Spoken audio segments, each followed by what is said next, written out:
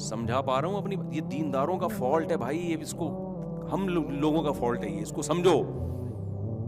آج جو دین پر آتا ہے وہ گراؤنڈ ریئلٹی سے ہٹ کے نا آسمانوں کی باتیں کرنا شروع کر دیتا ہے. نہ گھر میں تربیت کی کوشش ہو رہی ہے. بچوں کو آج کل ماں باپ ٹائم ہی نہیں دے رہا. دعائیں کروا رہے ہیں امام صاحب میرا بچہ بگڑ رہا ہے. بچے مجھ سے محبت نہیں کرتے، اتنے ابا کے فضائل سن لیے مفتی صاحب سے پھر بھی محبت نہیں کر رہے. بچہ دیکھ رہا ہے ابا انگریزوں کے ہاں ابا ہوتے ہی نہیں ہے، ہمارے یہاں ہو کے بھی کوئی فائدہ نہیں ہے. میں سمجھا پا رہا ہوں؟ بچہ دیکھ رہا ہے کہ مفتی صاحب بیان میں کہتے ہیں کہ گورا ابا لیس ہو گیا ہے. بہت سارے نہیں، جو گورے میرا بیان سن رہے ہیں ان کے ہوں گے بھائی.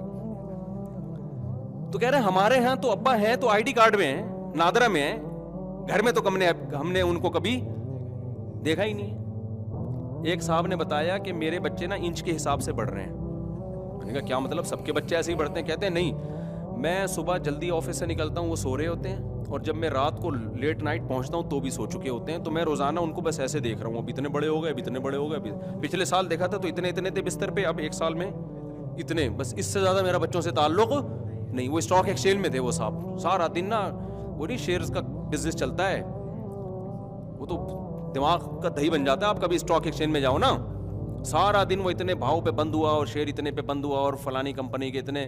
ہمارے بھائی اسٹاک ایکسچینج میں جاب کرتے ہیں، انہوں نے بتایا کہ میں نے بہت سے لوگوں کو باولا ہوتے ہوئے دیکھا ہے. اسٹاک ایکسچینج والے ناراض نہ ہو، سارے باولے نہیں ہوتے.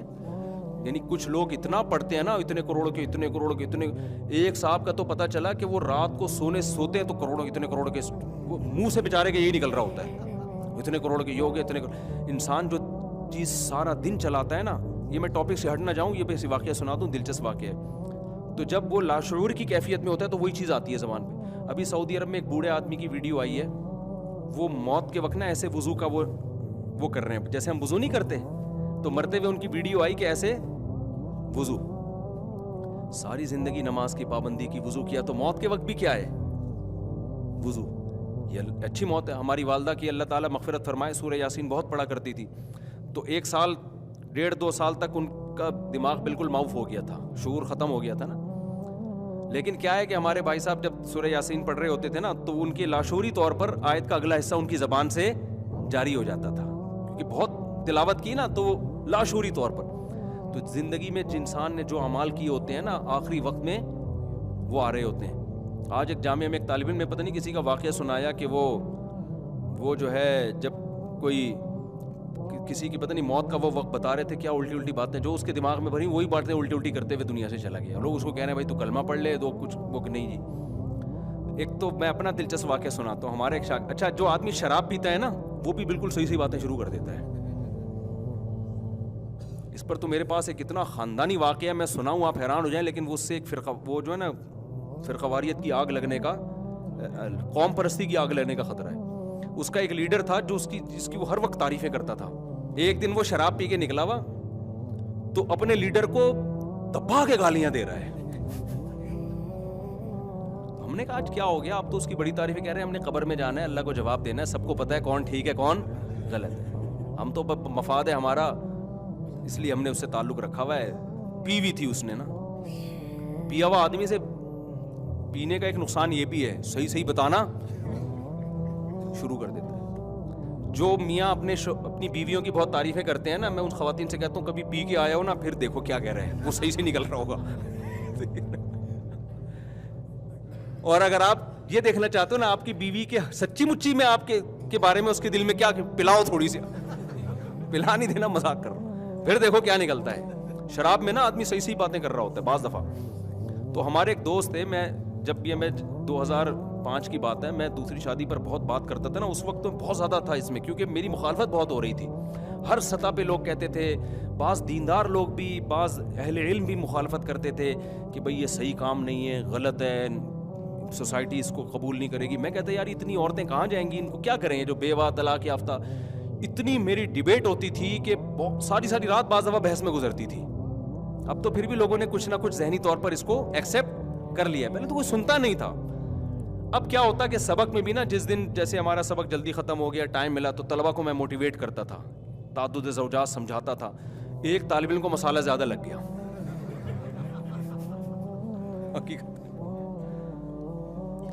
اچھا میں طلبہ سے مزاح بھی کرتا تھا, وہ طالب علم بھی گول مٹول سا نا, منہ بھی اس کا گول سا اور باڈی بھی گول سی, تو میں نے اس کا نام انڈا موڑ رکھ دیا تھا. وہ ناراض نہیں ہوتا تھا, وہ استاذوں کے ایسے مذاق سے طلبہ نہیں ناراض ہوتے. میں نے کہا تم بالکل انڈا موڑے جیسے لگ رہے ہو. طلبہ کو میں نے بولا ہوا تھا اس کو آپ کو انڈا موڑ کہنے کی اجازت نہیں ہے. تو ایک دن کیا ہوا, اس کو بہت تیز بخار ہو گیا, بخار اس کے دماغ پہ چڑھ گیا. طلبہ نے بتایا کہ اس کی طبیعت بہت خراب ہے. جامعہ والوں نے ایمبولینس منگوائی. جتنی دیر میں ایمبولینس آ رہی تھی تو میں اس کے پاس جا کے بیٹھ گیا. ایمبولینس آ رہی ہے اس کو ہاسپٹل لے جانے کے لیے, میں اس کے پاس بیٹھ گیا. مجھے دیکھتے کہتے اب دماغ اس کا کام نہیں کر رہا نا بخار کی وجہ سے, بہکی بہکی اوٹ پٹانگ باتیں کر رہا ہے. ان اوٹ پٹانگ باتوں میں کیا کر رہا ہے, جیسے ہی میں آیا نا, استاد جی خدا کی قسم پکا وعدہ میں 4 شادیاں کروں گا. ہاتھ پاؤں مڑ رہے ہیں, ٹیڑھے ہو رہے ہیں نا, عجیب سا. وہ بچ گیا بعد میں, اللہ کا شکر ہے, نارمل ہو گیا.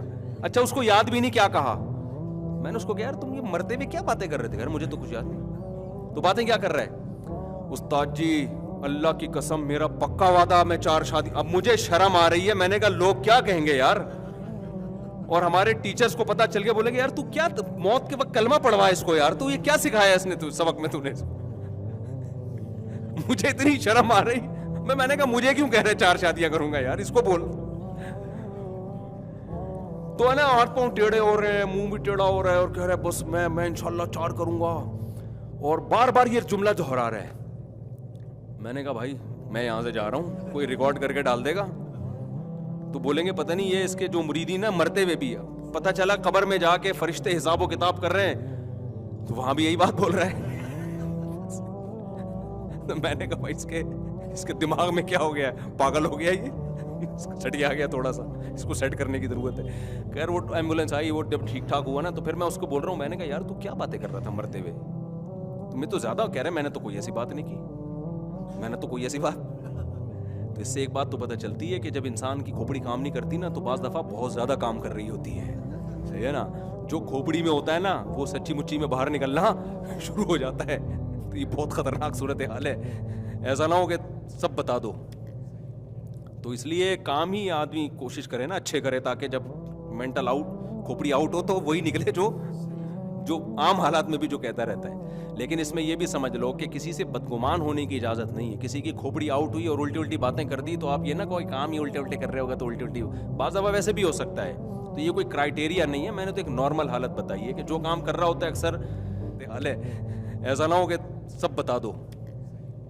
تو اس لیے کام ہی آدمی کوشش کرے نا اچھے کرے, تاکہ جب مینٹل آؤٹ کھوپڑی آؤٹ ہو تو وہی نکلے جو عام حالات میں بھی جو کہتا رہتا ہے.